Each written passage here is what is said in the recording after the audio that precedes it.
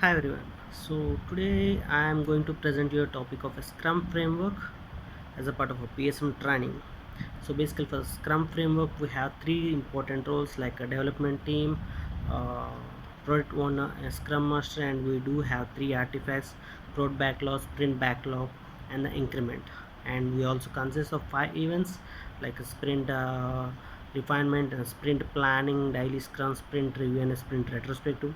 And we do have five values for the same like courage, openness, focus, commitment, and respect. Okay, now we'll go one by one. Like first we'll start with the roles. What are the three roles which we have as a part of Scrum team? So the first one is a development team.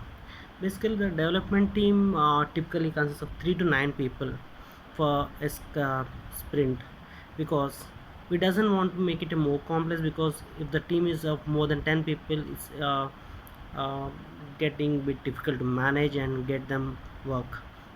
If it is around 3 to 9, we'll have proper planning, and we have equal distribution between the development, testing, and any maintenance activities. So that's the reason we prefer this particular 3 to 9. And moreover, we prefer the team in such a way that it's a self-organizing and there's cross functional enabled. Why we say self-organizing? Because for suppose as a team working on it product, you can say that should not always depend on some other people. They should be in a good position to self organize the things, and they're in a good position, as I said, cross functional. So one person developing one requirement, person two developing some other requirement.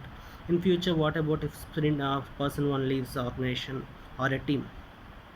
That's the reason we make it a cross functional. So in for sprint one person is working on one requirement, sprint two we make the other person to work on this requirement, so that everyone in the team have an equal idea and equal knowledge on the particular requirement. So in future, say sprint 10, we got some new requirement which we already worked on some sprint 2 or sprint 3. But for suppose if we don't have the person who is already worked at that time, so it should not be in such a position that team should again start it from scratch. As everyone has an equal knowledge, they should be equal. They should very comfortable position in taking them and making them applicable and making them developed and given to that product owner as an increment. I'll and let you know about increment in the coming session. And we it should be a self-managed team. As I said, they should be able to manage. For suppose a scrum master is not available for some of the meetings, might be for suppose, because as a human, like there can be a chances that sometimes scrum master might be only. So if there is some work which is facilitated or organized by the scrum master from say from past 4 sprints or 5 sprints, team should be in such a position that even without the help of the scrum master, they should come to the meeting place, and they have to make it happen, they have to complete it. And this is called a self-managed and a self-organizing team. We're getting right. It's not, they doesn't always depend on some person. Maybe the initial they might have get guided with the help of scrum master, but future they're such a good position that even with absence of a scrum master, they're in a good position to follow the scrum framework, and they are able to complete the sprints on time without any issues. Okay, so what does the development team mission means? So decides how much work to take on a sprint. So this is decided how? Because for suppose if we have some 5 member team in for us, and each team member is working for 8 hours a day, and we have 2 week sprint, so we have 10 working days. 8 hours a day means like 5 into 8 for week 140, week 240, 80 hours we have. So for 5 member team it will be like 80 into 5. So 80 into 5, how where does it comes? 8 into 5, let's say 400 hours. So the team for suppose already started working on something, and they are in a good position to calculate how much time does each story is taking. Like we'll be estimating it during some refinement session, and we'll say, so for suppose our team are taking 3 story points for one sprint. For suppose 3 story points is like a 1.5 working day. So that's like we'll divide as a complex, simple, and medium type of user cases, and based on the priority we pick them, and based on our capacity and our velocity. Also velocity we'll be calculating like how many story points the team are able to complete in a particular sprint. According to that we'll pull the stories, and we will decide how much work we can take for a sprint. That uh, makes a successful team to complete the commitment given at the starting of sprint planning. Collective responsible for reaching the sprint goal and meeting the commitment. As I said, it's a team are collectively working as a team, and they'll work on the target, and they work with the commitment. Suppose somebody is completed earlier some story, they'll come and help the other team member to make it completed on time. Delivers PSPI each sprint without sacrificing quality and sustainability. So that's what I'm saying. As we have dedicated velocity or dedicated capacity for the sprint, and we give the commitment, we don't, as a sprint scrum master, will scrum master's responsibility is not to take any extra user stories apart from their velocity, because the scrum master should not overburden the team members. That makes we us to give a proper quality and commitment of work on time without any errors or issues in the production. Taking more stories is not a problem, but if the team is not able to complete with a proper quality, after going to the production will get issues. So that is not accepted, right? That's the reason we'll go with the committed stories or a committed velocity, and we'll give a 100% quality product to, or a 100% quality increment to the product one, so that there won't be any issues in the future. So next one, manages the sprint backlog, keeps the tracking. Yes, we will take the things which are already completed in the sprint, which were that are called as a sprint backlog, and we'll keep the tracking.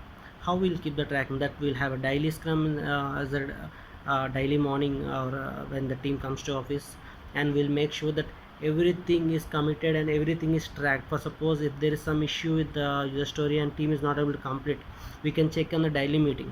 For suppose it's a day 5, and some person started some work and he got blocked, as he informed day 5 itself if there's some issue on day 5 or the issue in day 4. As a scrum master is responsible to check where the impediment is actually and why the impediment is there, and it's his responsibility to check how he can able to resolve and answer the particular impediment. That makes a successful scrum master for the sprint and make it completed. You're getting right? A scrum master is a scrum master responsibility to take the success of the sprint or make the team success. Okay, and next, makes continuous improvements. As no one is 100% confident, sorry, 100% correct. So if there's something a new proper thing are coming, we'll try to take them as a feedback and we'll try to improve. For suppose if we have following some process of say review checklist, on server developer A develops, developer B tests, so or developer C has to review it. So it's done by 3 different persons. So for suppose this is process is defined, and if we are able to refine it further, making adding a success for better steps, that's called always adding a special improvised steps and getting improved and even getting and helping to deliver a better quality product. There's main things as a development team has to take care of. Next, coming to the product owner. Who is this product owner? Product owner is something can be, we can say as a client for us, because he is a person who is will be working with the client and gets us helping and explaining the requirements to the team, and he represents the stakeholders of the project, and he has to collaborate with everyone over the stakeholders and have to gather the requirements, and he has to make them as a requirement user stories or a requirement PBS. If you use Azure boards, if you use Jira boards, we call a user story. If you use some HPALM, we'll call as an requirement. So like this, they have to convert these requirements into particular stories or things, and he has to explain the same to the development team in such a way that he has to also manage to break the requirements in such a way that they are easy to develop and easy to deliver. For suppose developing in a bigger application is not so easy. So it's product owner responsible to break them into small chunks of pieces and make them explain to the team. That's how we will achieve the sprint success and achieve the product success in an increment way. As you say, for suppose, if you say take a small example of a big pencil and small pencil theory. For a big pencil is there, it can, if we just throw on a paper, it can go towards straight to the target, or it can miss the target. But if a small pencil is there, it's like a sprint, you can say, and select requirement. So it will, with the help of the small pencil, we can go towards the sprint success. That's called increment way of going towards the success. That's how the sprint and makes the team achieve the target with more focus and commitment. And next, what is a product owner mission? So as I said, he creates a product vision, defines the feature of a product, responsible for return on investment, prioritize feature according to market value. Yes, as I said, defines the feature of the product. As I said, there is a bigger product, we'll divide them into smaller features. The features are divided into smaller stories. So it's the responsibility of product owner to how to achieve the target with the help of small features and how to prioritize them. Breaking is not only a major thing, also I have to prioritize to make the features combine together in achieving the bigger product. And responsible for return on investment. Return on investment, for suppose I take a smaller example. Right now we are using many banking applications, right? For suppose if you see every week or every 2 weeks we'll get some kind of update. Please update your application for enjoying the latest benefits. What are the latest benefits? For suppose previously we are not having the fingerprint scanner for our mobile app, but now we are having. For suppose one person say ABC bank is giving, some XYZ bank is not giving. So the ABC bank customers will have the privilege to use the new features. XYZ bank people customers are not having that feature. So this person customers will lose some interest, or they are not able to use the benefits of a latest technology. So XYZ bank PO as a product owner has to consider these particular things, and they have to make them immediately available from the for the customers use in the next 1 or 2 sprints. So the return on investment, so customers will be keep on engaged with the latest technology as end customers, as a production users. So that's the main thing, like the return on investment. For suppose if we are implementing some new feature, that can be delivered to the customer directly, so that the customer can give it to the market and they will use it.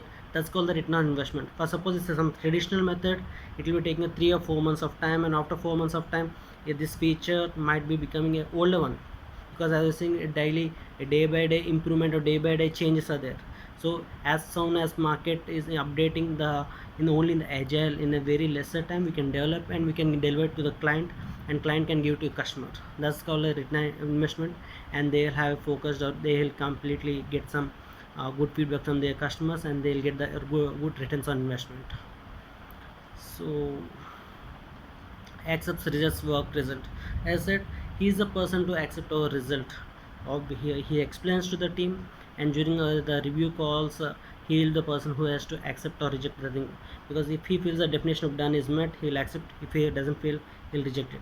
So we should develop according to his definition of done, and we have to make it acceptable by him. Ensures the readiness of sprint input. As it's as said, he has to bring the features, make them as stories, and has to document everything in the particular tracking tool. And before the starting of sprint, he should make sure that everything is on platform ready, so that in the sprint we'll just take them and we'll just commit the required target and we'll try to work on them. And next, scrum master characteristics: represent management to the project, responsible for enacting scrum values and practice. So he is the management representation to the project. Yes, for sprint success or failure, only scrum master is uh, what do you say, addressed, or he is the responsible person for success or failure. If his success is okay, if it's failure, he has to take, and he has to make sure why it is failure, and he has to make sure that the next sprint will never get failed. That's the main responsibility to make as a scrum master. and responsible for enacting scrum values and practices, and it's his responsibilities to train the team if they are lacking somewhere. He arrange some training. For suppose something which he can give the training to the team, he will definitely deliver it. But if somebody has to come and give some technical training where the team is lacking for some new technology, he has to make sure that that happens on time and team are enoughly given the knowledge sessions on time and they are working on it. The next one, remote impediments. For suppose a team is working on something and they have facing some issues because of some license issues, or because of the knowledge issues, or because some other person inputs. So is the scrum master responsible to know why where the team are lagging, and it's his responsibility to check why this particular thing happened, and he has to make sure that the knowledge sessions are organized on time, or some is waiting for some license, he has to make sure that license are got renewed on time, or he has to get some input from other persons and he's waiting for it. It's his duty to check whether the other person output is coming back to our team on time or not. Ensures team is fully functional and productive. Yes, for suppose some person is blocked because of some impediment in the team, the scrum master responsibility to check he is engaged in some other work immediately and is productive. He can say, as I said, like for suppose that first story to develop, person A will develop, person B will review, person A will develop, person B will test, person C will review. So either of these three persons job can be done by one person who is blocked. He can test or he can review for the person his work is blocked. So that's how he has to make sure that every person is equally productive and functional without any issues, and shield the team from external interferences. As I said, if the team has some issues, he is a scrum master respond to shield them and to protect them and to make them to succeed towards sprint success. Process check master performance feedback, and it's his responsibility to give the performance feedback of each and every individual in the team and make sure that every individual performance is increased. I'm stressing this so because for suppose all the team members may not be equal, because in the same single hand all the fingers are not of equal length, but it's our responsibility to make sure that we have to utilize each and every finger effectively, so that each and every team member is used effectively. So we have to check where they are good and where to assign the similar work, and also make sure that they are getting gained the knowledge of other stories or other requirements, and they are 100% productive and utilized. And scrum master mission helps the teams to remove obstacles and influence. So as I said, it's his response to remove any kind of issues if the teams are facing any kind of impediments the team are facing, kind of license issues or any learning issues or any inputs. Once they inform the scrum master, he has to take care of it and he has to remove them. Protects the team from disruption and other threats. It's his main responsibility to make the team focused on target. He should not make the team to get disrupted and miss the focus. It's his responsibility to make the team are on focus and committed towards the sprint success. Coaches the team on the practice to make a continuous. As I said, like everything is keep on improving. As I said, if we have some process which the team are following, like person A developing, person B testing, person C reviewing. If there's something can be improved, this can be taken into consideration, and they have to be given to the team. They can train the team. He can explain the team how better we can achieve this particular thing in the future, and we have to get it improvised, and we have to make sure that that is implemented in the team. Facilitates the interactions within between the team and the PO. So he is like a bridge between the team and the PO, you can say, and it's his responsibility that everything is equally given between the team member and the PO, or a development team and a PO, and there should not be any disturbances, and he should make sure that everything is transparent enough to deliver the knowledge or a requirement. Teaches Scrum to the team, PO, and other people. Yes, it's his responsibility to make sure that Scrum is being implemented over there and his Scrum is being developed. The Scrum framework is used for development in this particular project, and everyone or get used to it. Being a change agent in growing the organization, deliver early and often removes waste. Yes, it's his responsibility to make sure that everyone are equally trained, everyone have equal knowledge, everyone are equally focused on the target, so that in the absence of scrum master also in future, for suppose the team should able to follow the scrum framework. For suppose scrum master might be not available for 1 or 2 days, that should not affect the whatever the events he organizes on a regular basis. So team should be self-organized in such a way that even in absence of scrum master, they are taking it and they're working on it and they're completing the things on time. So